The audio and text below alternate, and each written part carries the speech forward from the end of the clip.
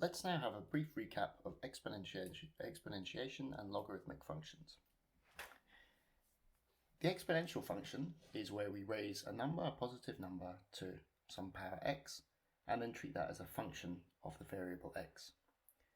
The inverse of this procedure is what's called the logarithmic function, where we write log x with a base a. These are inverse functions, which means if I take the log of a to the x, then that returns the value of x. And in particular, for x equals 1, we see that log to base a of a is equal to 1.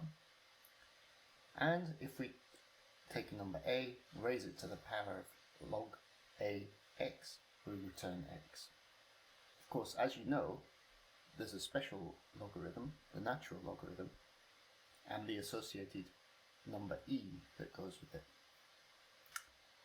So the base is a special number, and we write exp as the function e to the power x, and this is special because the slope of this function at x equals 0 is equal to 1. The inverse of the function exp is the natural logarithm, and this also has its own notation, which we write as ln of x. This implies ln of the number e is equal to 1.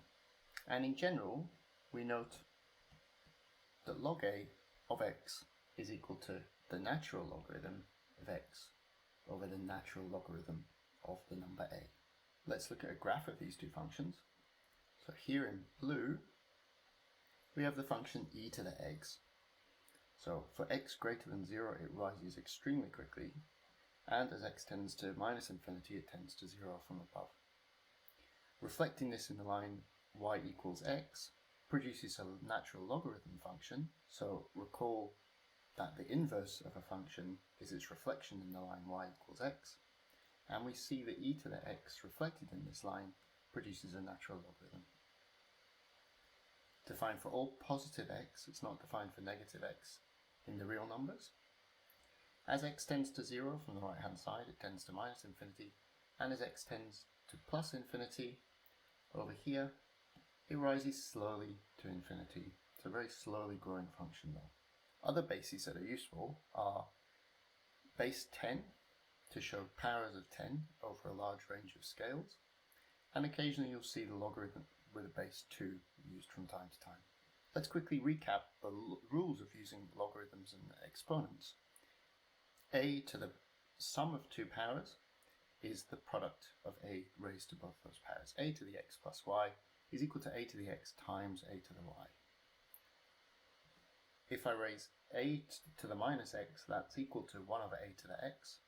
And if I raise a to the power of x and then to the power of y, that's equal to a to the x times y. For logarithms, there's two important rules. The log of a product of numbers is equal to the sum of the logs. And the log of a number raised to a power, log of x to the n, is n times a logarithm.